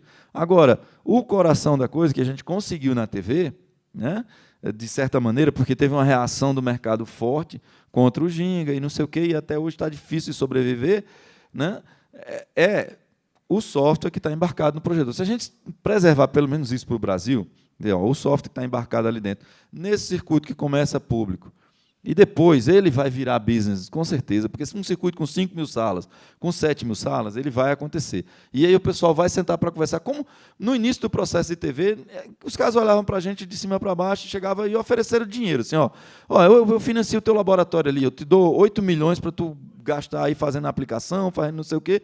Esse bicho eu não quero, não vou apoiar o seu sistema por causa disso, não. A gente tem uma oportunidade de fazer no Brasil, se depender de mim, vai fazer. Ok? A mesma coisa aqui, temos uma oportunidade. O que a gente mostrou lá no Navide, com essas provas de conceito que a gente fez, com essas coisas, é que a gente foi para o Cinegrid ano passado. O Cinegrid é onde está realmente o pessoal que está desenvolvendo tecnologia para big vídeo, para vídeo grande. A gente, ano passado, as 2 melhores demonstrações foram do Lavide. Então, fiquei satisfeito. Por mim, já agora tem a turma aí, Link, Valdeci, tem mais um monte de cabra muito bom lá, que vão tomar conta, porque eu já estou cansando. Eu só topei esse negócio de cinema, porque isso é importante.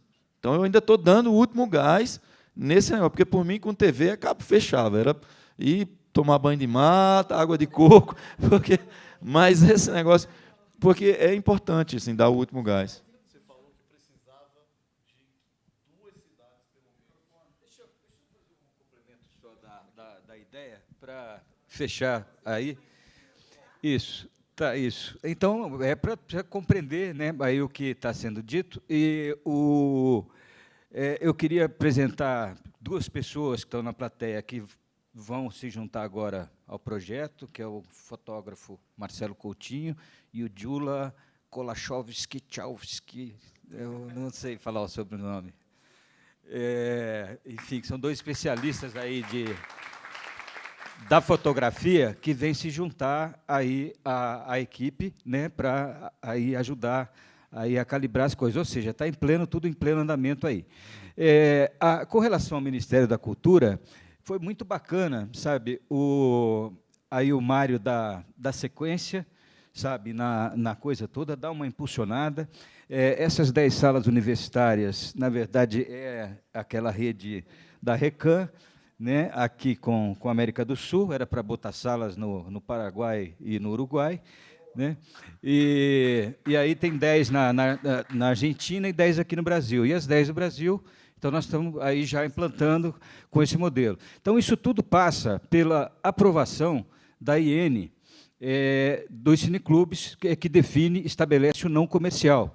Tá? Essa IN foi feita lá na Ancine, por mim também, porque eu sou cineclubista, então, porque tinha também no Consine, nas resoluções do Consine, estavam lá, já a definição do não comercial. Então, se ele não tiver reconhecido ali em lei ou em norma, ele não existe e ele pode ser acusado de estar fazendo como é que chama? Invadindo o mercado formal ali. Então, a instrução normativa ela tem que ser atualizada agora. Agora, no primeiro momento, quando a gente começou a discussão lá atrás, e, para minha surpresa, quando a gente voltou a tratar do assunto, era a mesma questão, por exemplo, a aferição de público, né? Eu falei assim, não, mas não são os não comerciais que são o problema de aferição de público. Certo? E agora menos ainda, porque agora a gente vai poder mostrar o público, sabe? Essa coisa toda. Então, isso é uma coisa revolucionária, sabe? Também em rede, sabe? Porque o Ancine, por exemplo, trabalha com a base de dados fornecida pelo Sindicato da Indústria, né, que passa para lá e tal. Então, não tem ainda um sistema de aferição próprio. Então, certamente, esse aqui é um avanço tecnológico que vai se complementar a tudo. A outra coisa é o conteúdo, a Programadora Brasil, né, que a gente está essa coisa interministerial é justamente para juntar tudo isso, sabe, da indústria e comércio ao conteúdo cultural, sabe, a Cinemateca Brasileira, a preservação e tudo. Então, é juntar a sabedoria, o conhecimento, sabe, que a Universidade Brasileira produz, tirar a dependência tecnológica, porque essa é a grande questão agora do momento, certo? Isso que o Guido está colocando também passa por isso. Então, esse episódio que rolou recentemente, aí de escutarem presidentes da República e tal, lá com a agência americana, então todo mundo se tocou que tem que ter a sua própria rede, sabe? Tem que ter o seu próprio sistema e tal. Então você não pode simplesmente, de repente, dizem que o Angry Bird, aquele joguinho, ele é pirata, lê computador, sei lá. Então mil coisas, mil formas, mil maneiras de você se tornar dependente. Então isso que a Gleiciara estava falando, por exemplo, é de dependência tecnológica. A gente depende. Então muda um sistema, você não sabe se ele vai dar certo e tal. Então a gente tem assim domínio 100% da tecnologia. Então queremos fazer desse projeto um parque demonstrativo para o mundo, sabe? E então com o produto da melhor qualidade, sabe? Então, e transformando também cada cineclube ali em APLs, né? Porque a partir do momento que se pode cobrar aí o ingresso, ele é um arranjo produtivo local, sabe? Que pode fazer comercial, sabe? Para manutenção da sala, pode fazer curta-metragem, os conteúdos de formação que a gente vai estar oferecendo, já está desenhado já com a SAVE, tudo específico, roteiro, tarará, fotografia e tal. Então, vai dar para a pessoa se capacitar, se formar e trocar, né, aí o tempo todo. Então, isso é um grande esforço, né, com muita gente envolvida e para essa questão que diz respeito à soberania nacional. Né? E nós entendemos, o governo, que devemos fazer a primeira compra e estimular, enfim, amarrar essa coisa toda e criar essa base toda, sabe, e já que nós temos a missão também de promover a inclusão social, né, a inclusão cultural e tudo mais. Então, essa é a nossa missão. Então, a gente pretende, com isso, estar oferecendo uma tecnologia completa, né, colaborativa, totalmente aberta, né, aberta na rede, com código, tal, um sistema e em cobertura nacional. Como bem disse o Guido, cada passo, então a gente começa com essas 10 aqui do sistema, o cinema universitário, porque já dá para avançar numa série de coisas. E agora, com a indústria e comércio, com esse projeto executivo, que a gente vai fazer um levantamento de tudo e pretendemos incluir, então, não só, na verdade, o conceito de cineclube para os municípios também, para que esses 5 mil que o Guido se referiu que não tem cinema. Tá? Então, para permitir aí uma sustentabilidade aí do projeto, tá? E também o equipamento é de primeira, então qualquer cineclube desse vai estar... porque não pode ficar esse conteúdo circulando a 1000 linhas, aí por aí, sabe? Então, precisa ganhar dignidade. Então, se vai transmitir em 4K, em 2K, tem que captar a imagem em 2K, 4K, nesse sistema. Então, isso tudo agora tem... a gente pretende dar acesso a 5 mil pontos. Tá? Isso tudo vai passar por 1000 discussões, por todas as entidades e tudo que presentes aqui no momento. Eu considero isso aqui uma apresentação histórica, né, e muito feliz de estar aqui. Tá? Eu vou passar para o Guido e as perguntas vão para ele. Bom, eu mesmo que já assim, disse o que eu pensava dessa coisa, que, por exemplo, que eu coloco para vocês que estão na área, se tem uma mudança de paradigma tecnológico, essa coisa de convencer o senador, não sei o que, tem que dizer, o cinema está fechando. Tá? Os que tinham estão fechando, e vão fechar todos. Aí o cara para olhar, ele bota na agenda dele. E aí, bom, aí vai substituir por quê? Porque o modelo que os caras, né, no padrão de CI ali montaram, não sei o quê, é um padrão. Tem 5, 6 empresas que conseguem passar no processo de certificação para produzir equipamento. É muito controlado, é muito mais controlado do que o de TV. É muito menos ator na história. E, tipo, essa coisa que eu falei da rede aqui, de que a nossa ideia e o sistema que a gente pensou e foi desenvolvendo é de uma coisa aberta, onde os nós têm independência, etc. Mas, do jeito que os caras estão montando os sistemas de distribuição, o sujeito lá em Los Angeles ele programa todas as salas e todas as sessões do cinema de João Pessoa, de Campina Grande, de Patos, não sei o quê, sem sair de lá, entendeu? Sem sair de lá. Isso é um absurdo. Se você produzir um conteúdo, você não consegue botar, porque você tem que mandar para lá, para o cara dizer se entra ou não entra. Entendeu? Isso, não, cara, é inaceitável para mim. É inaceitável, independente de qualquer coisa. Então, quer dizer, a gente tem que cuidar das nossas coisas. Então, a gente tem que trabalhar numa tecnologia que tem alguma coisa de brasileiro, que a gente controle um pouco isso. Acho que isso é fundamental. E esse discurso, muita gente no Congresso vai comprar, e é um projeto barato, não é um projeto caro.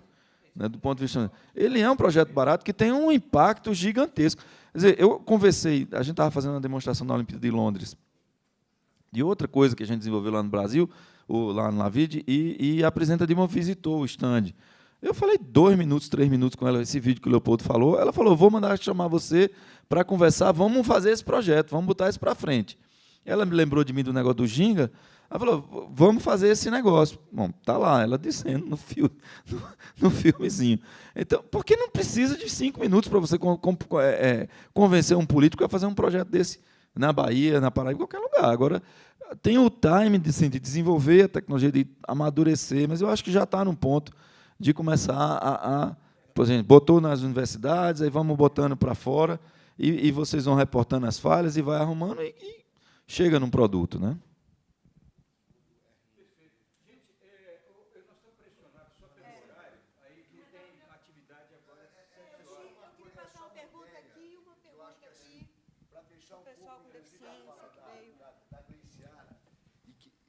E que eu acho que isso é uma coisa que eu estou convencido que a gente não resolve o problema do movimento cineclubista e da cultura como um todo se a gente não fizer um grande esforço. E esse esforço é agora e logo depois que o próximo governo tomar posse. Que é o seguinte, sustentabilidade, eu estou cada vez mais convencido que a cada qual. Ou seja, não tem que governo federal ficar bancando sustentabilidade de cineclube. É a prefeitura que tem que bancar. Como, por exemplo, eu fui para Évora, eu viajei Portugal inteiro, todas as salas e cineclubes de Portugal são municipalizadas, é subvenção do município, entendeu? Então é isso que eu estou tentando dizer. Assim, eu acho que se a gente faz um esforço e consegue finalmente aprovar a PEC 150, nós resolvemos muitos problemas, inclusive o próprio financiamento das salas locais, em vez de ter que sair uma montanha de dinheiro do governo federal, quando o prefeito tiver que gastar os tal dos 2% dele lá no município, 1% dele com cultura, a primeira coisa que vai ser contemplada nos municípios pequenos, vocês tenham certeza que é cinema, é cineclube, porque está no imaginário da população. Então, é só para chamar atenção para isso, principalmente da Gleiciária, etc., coisa e tal, e para a gente fazer um grande esforço mesmo, de pegar, porque nós estamos brigando por isso faz muito tempo. Se não o Sistema Nacional de Cultura não funciona, toda aquela coisa que nós já fizemos não vira nada, vai ficar no sonho, entendeu? Enquanto a gente não conseguir aprovar a PEC 150, nós estamos ferrados. Obrigada. Eu queria só passar uma palavra aqui para a Bárbara Barbosa e para o Joaquim Emanuel, que são coordenadores de acessibilidade em eventos culturais, em projetos culturais.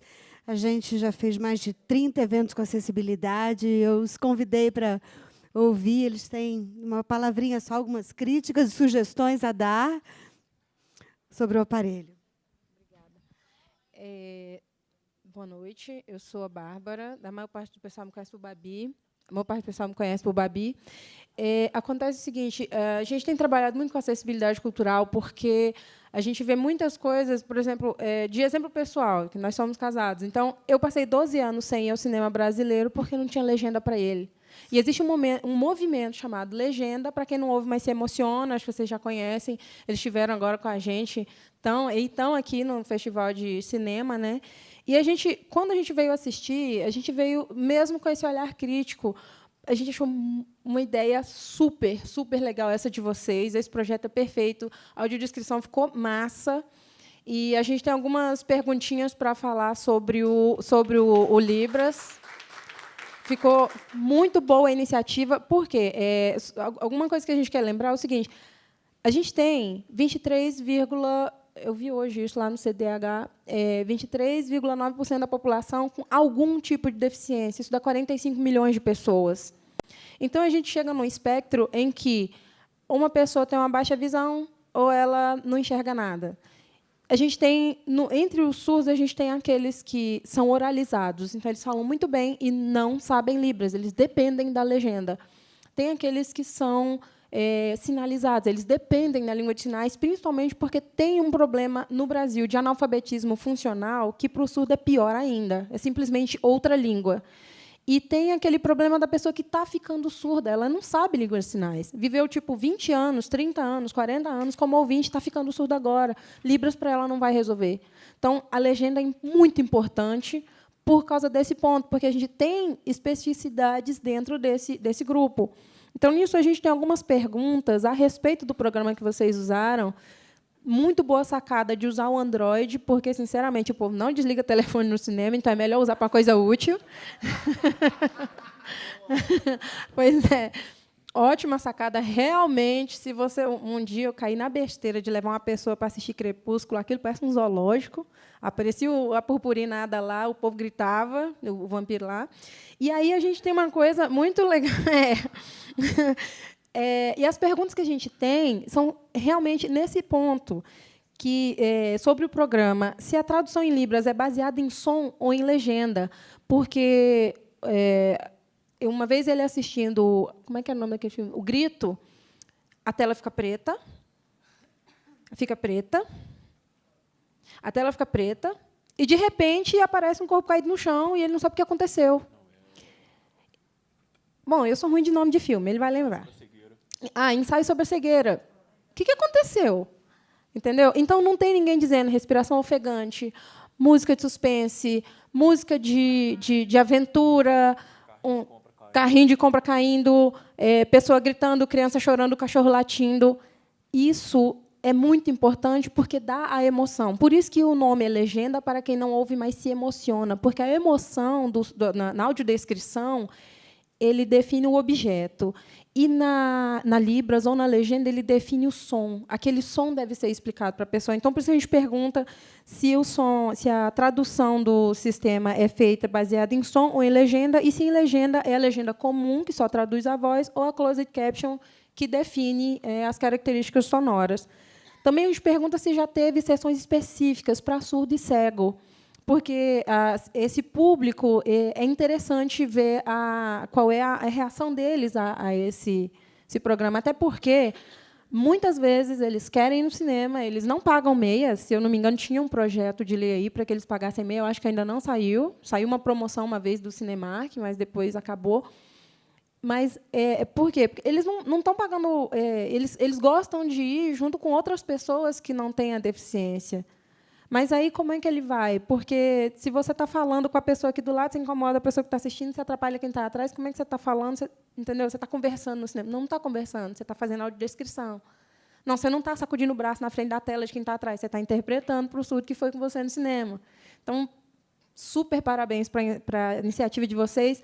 Mas eu acho que uma coisa que ia fazer muito sucesso e que ia ajudar muito vocês é fazer a sessão para as pessoas com deficiência, para elas falarem a impressão que elas têm. E pode ter certeza, o retorno é o mais positivo, é o melhor que existe. Eu fiquei muito feliz de ter vindo, de ter sido convidada pela Lê. A gente convidou um grupo grande, mas é segunda-feira e o horário não ajudava muito. Ele mesmo veio, quando ele chegou, estava acabando de passar a última cena. Então, porque ele saiu do trabalho correndo, saiu mais cedo, mas não deu tempo de chegar aqui. Então, assim, se vocês tiverem oportunidade de fazer isso em algum outro lugar, por favor, me chamem. Vai ser uma experiência que vocês não vão esquecer, porque a gente conseguiu fazer uma vez no CCBB e foi muito bom. A gente pergunta também como é alimentado o banco de dados de sinais e expressões, se é no contexto, se usa o contexto ou se usa Libras, e se o aplicativo funciona em tempo real ou são os arquivos gravados para cada filme. A última pergunta dele, que eu Primeiro, boa noite. Sou surdo não senso oralizado, mas não vou entrar em detalhes assim. Seguinte, eu sou um dos autores do projeto Ribernal, projeto de tradução de português para línguas de sinais. Em 2003, a gente começou a colocar em prática, projeto idealizado em 2001. E ela me falou, me passou as impressões, né, da parte da sinalização.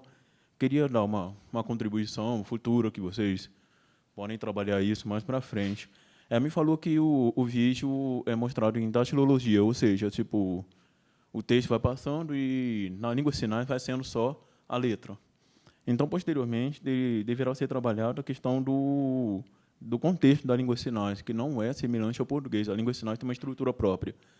Então, ela não tem sujeito, verbo, predicado, as conjugações na forma como o português, a língua de sinais não é conjugada, tem uma série de coisas que precisam ser feito tratamento. Não é só você pegar o texto em português e tacar para sinalizar palavra por palavra. Tem todo um tratamento por trás disso. Então, é só um aviso também, quando se forem trabalhar mais detalhadamente essa questão. E a minha dúvida aqui também é nos vídeos nacionais, nos filmes nacionais, que normalmente não tem legendas, no cinema eles só vão vir ter legenda quando são lançados DVDs, que eles preparam a legenda para isso, mas no filme, no cinema nacional, normalmente não tem legenda. Como é que funcionará essa questão do aplicativo? Porque eu levando em consideração que talvez pegue da legenda ou do áudio, se for do áudio, ok, mas se for da legenda. E também essa questão do aplicativo no celular, no Android, passar a legenda, assim não teria aquele incômodo da pessoa que não é surda, que não pretende assistir ao filme com a legenda. Ele não vai ter a legenda na tela dele, apenas a pessoa que tem a necessidade de ter a legenda no filme nacional teria no aplicativo, seria uma proposta também. Muito obrigado. É isso, só complementando aqui antes da sua resposta rapidinho. A gente conversando, a gente trabalha junto há muito tempo aí com acessibilidade. Eu acho que aliar a legenda para a audiodescrição sonora dos efeitos sonoros, eu acho que você tem aí completo como você teria para a pessoa que tem deficiência visual, né? Para as pessoas que têm deficiência auditiva, você teria aí as duas necessidades dela contempladas. Deixa eu te passar aqui para a sua resposta.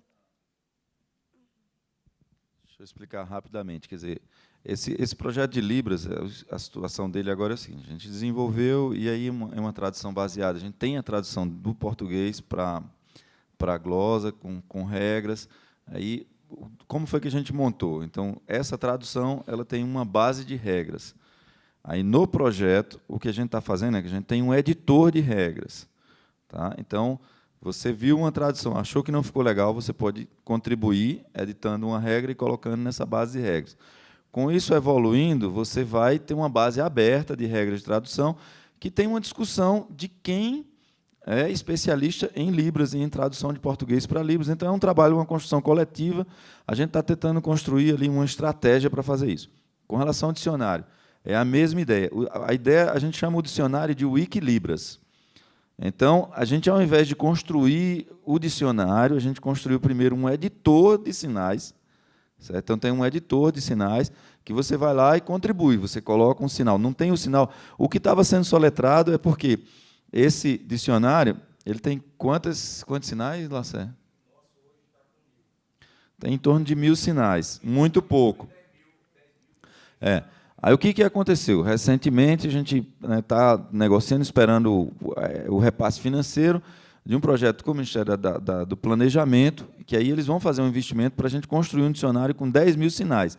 E aí, a ideia é, o dicionário é aberto, a base de regras é aberta, o código é aberto, tudo aberto, e tentando criar uma comunidade ali, tentando criar uma construção colaborativa.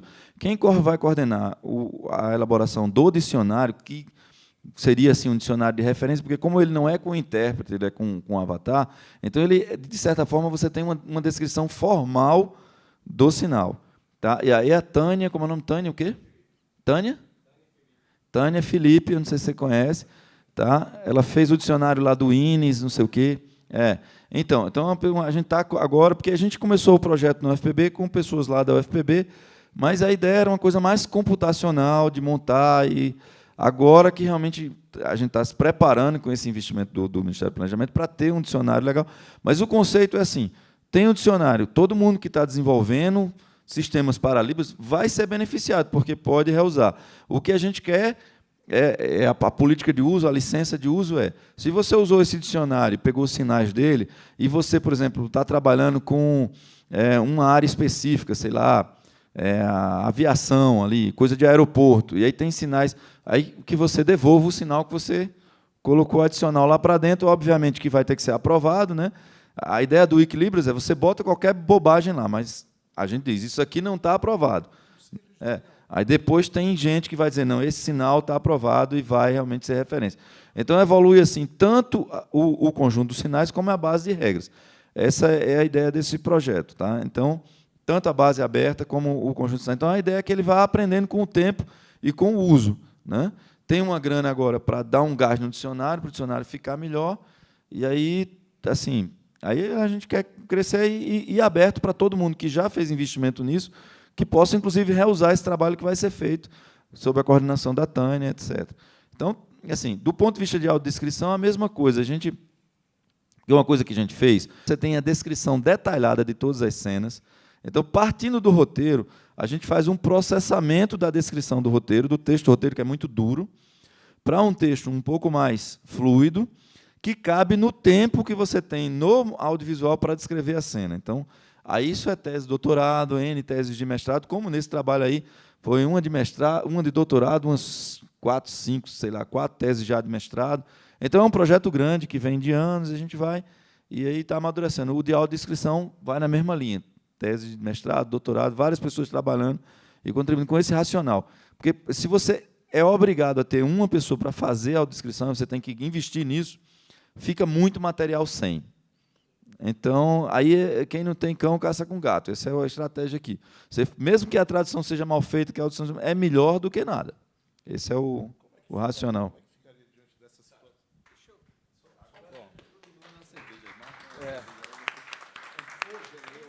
Bom, pessoal, só para encerrar, então, é só para demonstrar, foi uma demonstração mesmo da tecnologia brasileira e das áreas todas aí que estão trabalhando no governo aí para tornar isso realidade rapidamente.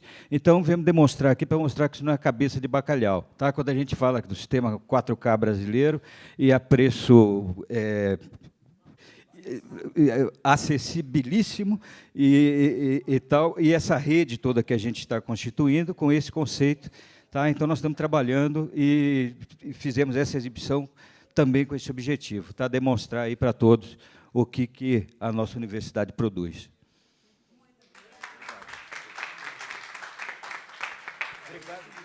Obrigada a todos, principalmente a você, Leopoldo. Leopoldo foi nosso curador dos seminários, arrasou. Amanhã temos o seminário do Colegiado Setorial de Audiovisual. André e Norlan vão estar aqui com a gente de novo, cheios de propostas novas e cartas. Vamos lá, vamos continuar o nosso último dia de discussão. Obrigada, Gleciara, Frederico.